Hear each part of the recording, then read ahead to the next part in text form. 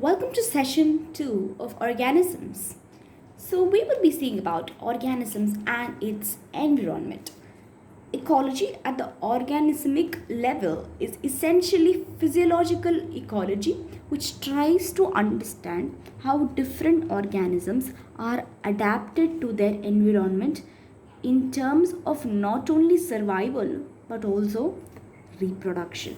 Okay, so we see about physiological ecology where the different organisms are adapted to the environment in terms of not just survivals but also reproduction.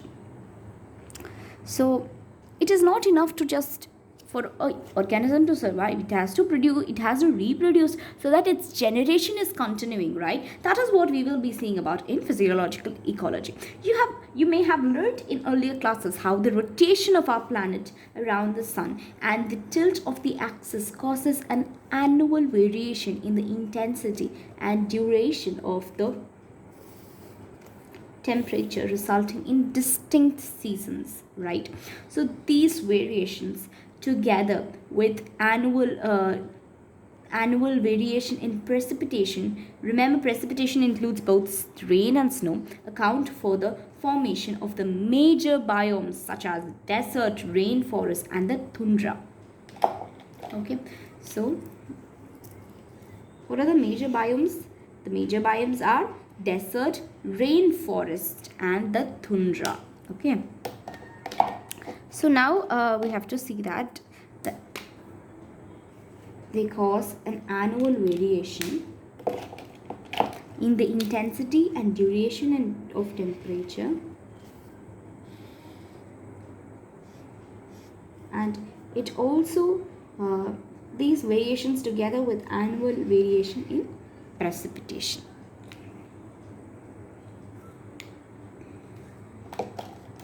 Now we can see the graph over here, right? So we see the mean annual temperature and mean annual precipitation. So it is mean annual temperature, you can see at this temperature, within this temperature limit, okay, there is a precipitation of such a thing, right?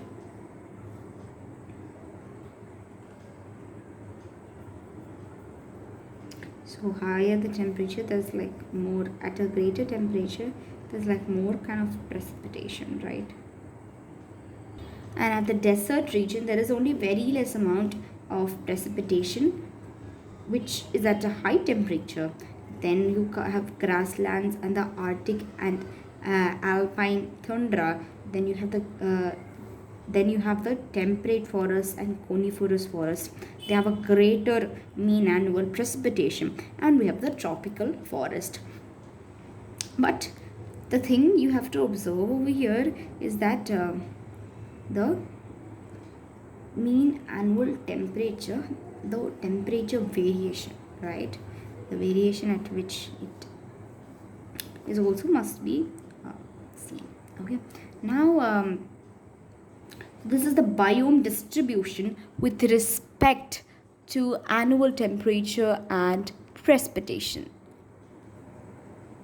Now we come to the next part where we would be seeing about regional and local variations within each biome leads to the formation of wide variety of habitats.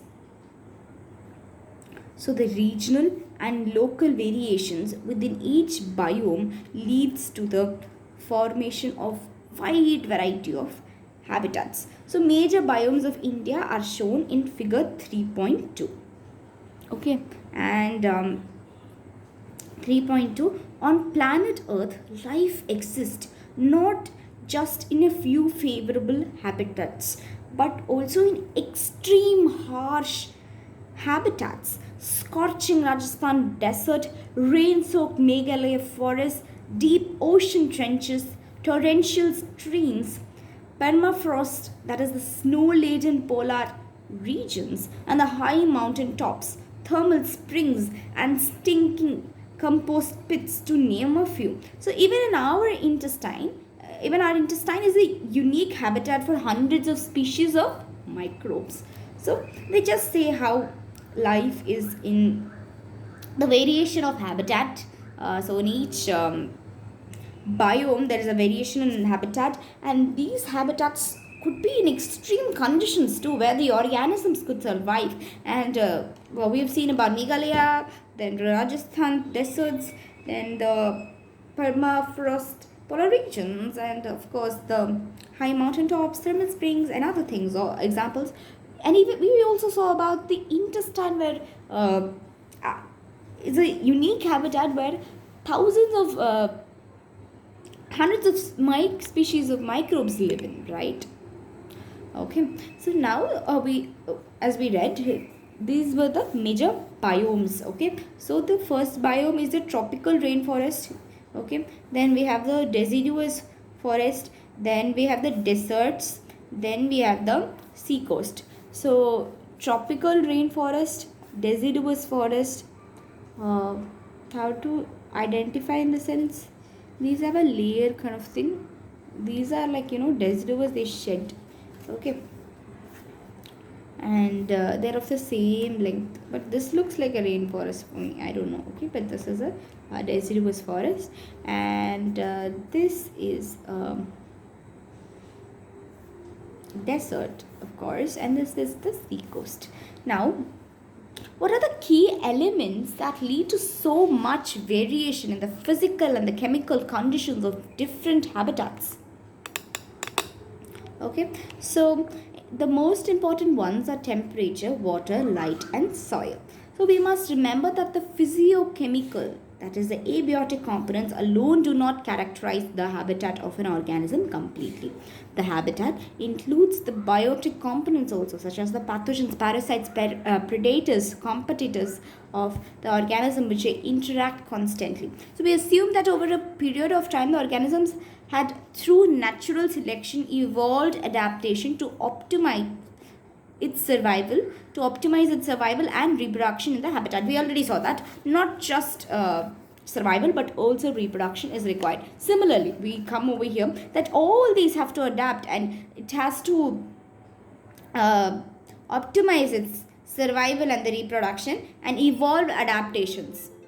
We also saw that other physicochemical abiotic components alone, they don't characterize the habitat of an organism completely, right? It is also the biotic reagents, biotic components that like pathogens, parasites, all these are mutual interaction or competitive interactions, competitive interspecific reactions, right? I mean interactions, right? Sorry, interspecific interactions, they also determine, right? So now each organisms has invariably defined range of condition that it can tolerate, diversity in the resources it utilizes, and a distinct function role in the ecological system. All these together comprise its niche. So each organisms has invariably defined range of condition that it can tolerate.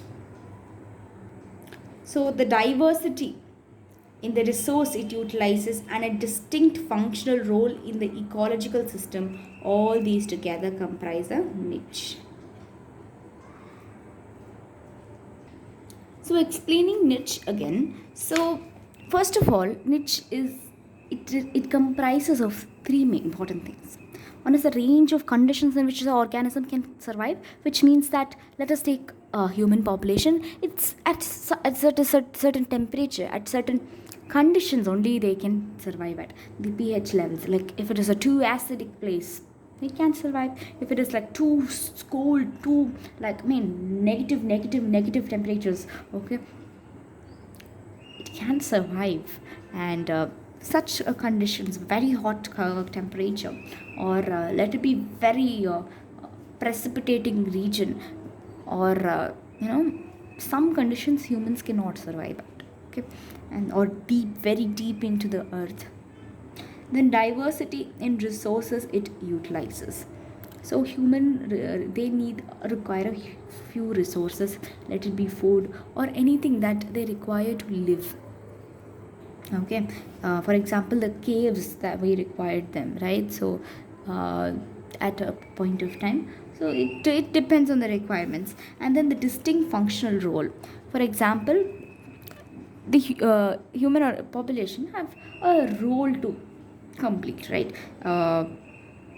So it must perform that, let it be in the food system, food web, or anywhere, their function it has to perform. Okay, so functional role in the ecosystem, that's what we are meaning over here, not anything else. Like for example, predation, to be a predator or to be a prey or something like that. Okay, so the it also considers the interspecific interactions over here. In the next session we will see about the recap of all these and start with major factors, abiotic factors. Thank you.